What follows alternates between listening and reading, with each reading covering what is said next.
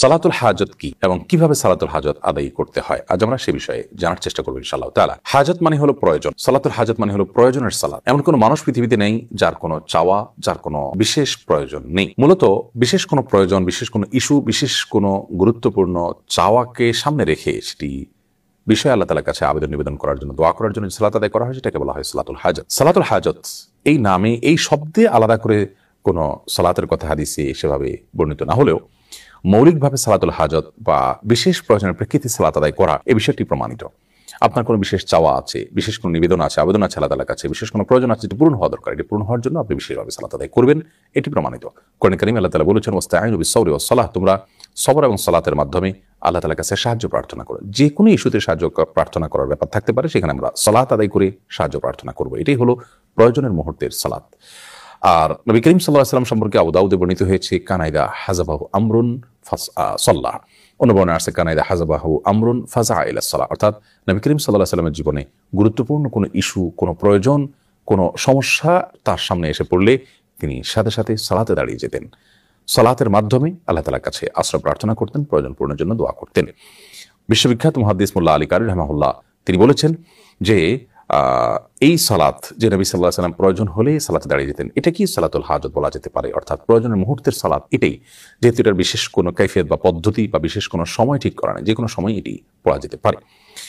যদিও সালাতুল হাজতের একটি আলাদা ফরম্যাট বা ভিন্নতর একটা ফরম্যাটের কথা তিরমিজির একটি বর্ণনা বর্ণিত হচ্ছে, সেই বর্ণনাটি মুহাদ্দিসদের মূল্যায়ন, অনেক মুহাদ্দিসদের মূল্যায়ন অনুযায়ী সেটি সহিহ বা বিশুদ্ধভাবে বর্ণিত নয়, বরং সেটি সনদ নিয়ে অনেকে আপত্তি তুলেছেন, সেটিকে দুর্বল বলে বলেছেন।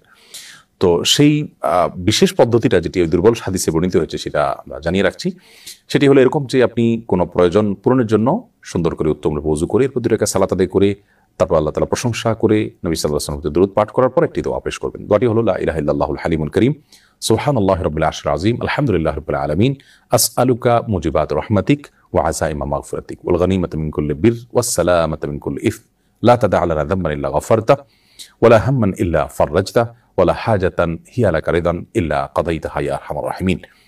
এই দোয়াটি শব্দের কিছুটা হেরফের সহকারে ভিন্নতরভাবে বর্ণিত হয়েছে, মূল জিনিস একই, যে কোনটা পড়লেই মূল উদ্দেশ্য হাসিল হতে পারে। দোয়াটির অর্থটা খুব চমৎকার।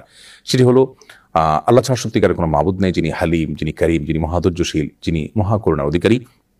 সুবহানাল্লাহি রাব্বিল আরশিল আযীম, ওই আল্লাহর পরিচয় বর্ণনা করছি, পবিত্রতা জ্ঞাপন করছি, যিনি মহান আরশের রব এবং পালনকর্তা। প্রশংসা করছি ওই আল্লাহর, যিনি সকল জগৎসমূহের পালনকর্তা।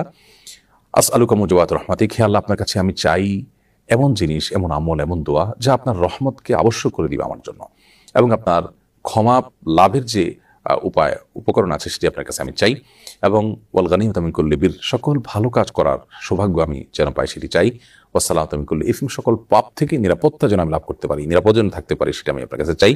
লা তাদা লানা যামবান ইল্লা গফারতা, আল্লাহ আমার এমন কোনো পাপ যেন না থাকে যা আপনি মাফ করেননি, ক্ষমা করেননি, অর্থাৎ সব গুনাহ আপনি মাফ করে দিন।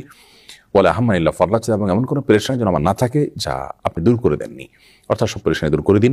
এবং আমার এমন কোনো প্রয়োজন যেন না থাকে যে প্রয়োজনটা পূর্ণ হওয়ার মাঝে আমার কল্যাণ নিহিত আছে, এবং যাতে আপনার সন্তুষ্টি আছে সেই প্রয়োজন যেন অবশ্যই আপনি পূরণ করে দিন। তো দোয়াটির অর্থ বেশ চমৎকার, এমনিতেও আমরা সাধারণভাবে এই দোয়াটি পাঠ করতে পারি। আর খোলাসা কথা হলো, কোনো বিশেষ প্রয়োজনে, কোনো ইস্যুতে আপনি ওযু করে 2 রাকাত সালাত আদায় করলেন, এটি সালাতুল হাজত হিসেবে গণ্য হবে। আল্লাহর কাছে আপনি মন খুলে দোয়া করবেন, নিবেদন করবেন, ইনশাআল্লাহ বিদিনিল্লাহ যে কোনো প্রয়োজন আল্লাহ তাআলা আপনার পূরণ করবেন। এটি যে কোনো সময় হতে পারে। আর দোয়া কবুলের সময়গুলোতে বিশেষ গুরুত্বের সাথে এগুলো করা উত্তম, এই ধরনের দোয়া সালাত আদায় করা এবং দোয়া পেশ করা উত্তম, যেমন ভোর রাত এবং দোয়া কবুলের যে আরো সময়গুলো আছে সে সময়গুলোতে। আল্লাহ রাব্বুল আলামিন সব ক্ষেত্রে আমাদেরকে নবী করিম সাল্লাল্লাহু আলাইহি ওয়াসাল্লামের সুন্নাহকে অনুসরণ করার তৌফিক দান করুন।